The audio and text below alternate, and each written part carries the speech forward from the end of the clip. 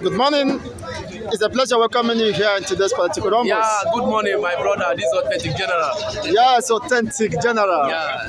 Yes, the President Tinubu has commissioned his ministers and are giving them charge to meet the expectations of Nigerians. Do you think that is in line with the expectations of Nigerians? Actually, with the level or the type of ministers that was Tinubu picked up?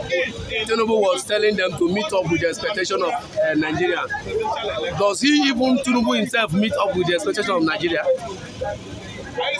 We are crying under the leadership of Muhammadu Buhari that Muhammadu Buhari is suffering Nigerians. Now Tinubu went there and even double the punishment. The punishments have been doubled. Now everybody is hearing it all. Both those people that say Emiloko that supported and collected 1,000 naira with t-shirt, all of them are on the street begging, and he's charging the ministers to go and meet up with the Nigerian expectation. Has he meet up the Nigerian expectation? Has he meet up to the Nigerian expectations? And he's charging ministers to go there. I am not even concerned on what the Tinubu is doing, because I know he is there illegally until court justify he's staying there. Okay, until the final pronouncement by the from the court of tribunal. No matter how bribe he gave them, you understand? Until final pronouncement, that's when we know that he's sitting there fully. Okay. This might be just a moment of reservations. Now, do you expect justice to be served by the tribunal judges? Actually, that is where we are hoping on. We are expect justice to prevail, because that is our last hope. That is the voice of the common man in the street. In short, the so-called politicians have subdued Nigeria to the extent that they have no say again anymore. They can do whatever they like as their own will. Why are they telling us that they are doing election? Why they know that they know the voice of people will not prevail? They would have go ahead and announce this one is going to be the head of state. They put the person there. And Nigeria will accept that should that happen? If that's the best option. Since we all come for election and voted the person that we like, and they will deny the person. Is that not the best option? Well, it still remains a subject of litigation. I think as you await the final pronouncement by court of tribunal. Well, that is our last hope. Let's keep eyes crossed. If you can give us the justice, you can do the justice. That's the last hope. If it works out contrary to your expectations, what will be your reaction? Well, I don't know what will happen, but I think and I know Nigeria will not take it easy with them. By Nigerians, are you referring to the masses or political class? Yes, the masses will not take it, because all these people that Tinubu is even cycling as ministers from 1960. They've been there. After governor, they will go to Senate. After Senate, they will go to president. Is there only them they met for the governor in Nigeria? Recycling them without no policy. They're just recycling the politicians. They will jump from PDP to APC, from APC to other party, recycling themselves. Are they the only ones? Just to protect their political interests. Just to protect their political interests. And it means you have no confidence in this ministers. No confidence to deliver. No confidence to deliver anything, because of Nigeria. The organ that appointed them is not even worthy. By your own opinion. By my own opinion. Well, it's been a wonderful time. We appreciate your submission. Thank you once again. To tell the judiciary to do the needful. Tell them, let them know that Nigeria, all eyes are waiting, looking at them. All eyes on judiciary. Well, We are just waiting. I hope they will listen to this, the yearnings of Nigerians, and do what is expected based on the provisions of the Constitution. Thank you so much, Thank you, my guy. We do appreciate your submission. It's a pleasure welcoming you here at today's political rumbles. The President Ahmed Bola Tinubu has given a charge to the nominees, ministerial appointees, that they have responsibility to live out the expectations of Nigerians. So, what is your take on that? Thank you for having me today. I mean, Nigeria has never been this fortunate to have a man, a politician, a technocrat, and a man who understands the power of people to lead us as a president. As Tinubu has spoken over the years, to be a man who understands the importance of human resource. He has proven over the years his political sagacity, and of course, during his youthful age, he rose through the ranks in ExxonMobil to become the national treasurer for ExxonMobil.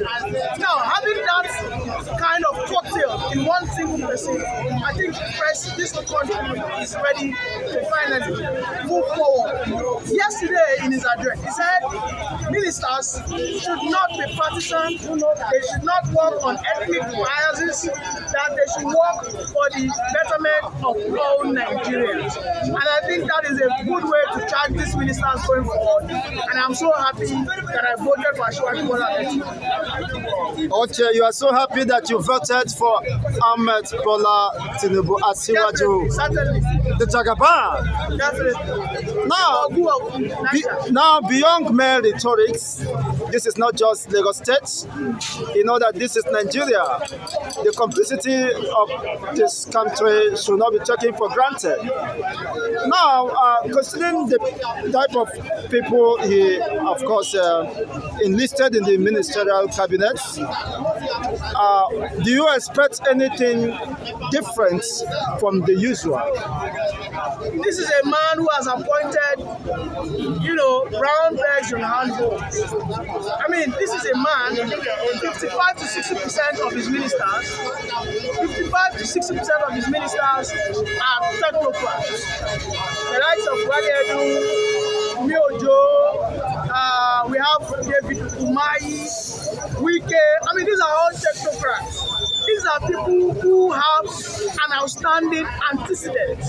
And these are the guys that he has, put in the critical departments for the national progress. And I think we should be happy and glad that, yes, we understand he's still, been able to push some politicians, but most of these politicians were put in the deputy, positions. However, in that critical department, take for instance, the blue economy.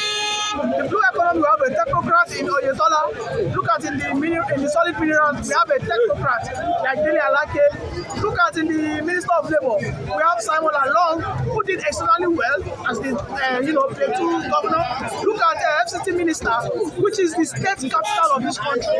We have a Wike who has been known to be transformational in his dispensation. I think we should be glad. I think we should be happy. Are you aware that Simon Lalong, during his governorship, of course, of Jos or Plateau State, owns arrears of salaries of civil servants? Now he's the labor minister.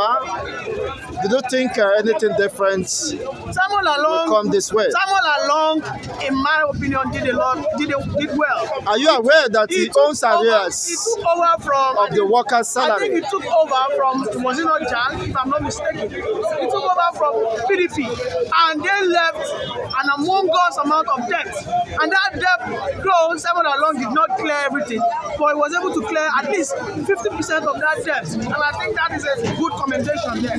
Now, You've not answered my question. No, I've answered your question. Before he left office as a governor, he left let me tell my civil servants. No. My submission is arrears this. some period. My submission is this. He met humongous debt and he was able to clear over 50% of that debt. Without considering the plight of the average workers of Plateau State. They are not listening. He met humongous debt and he was able to clear 50% of that debt. I think that is a good work from It does not affect the common workers in Plateau State.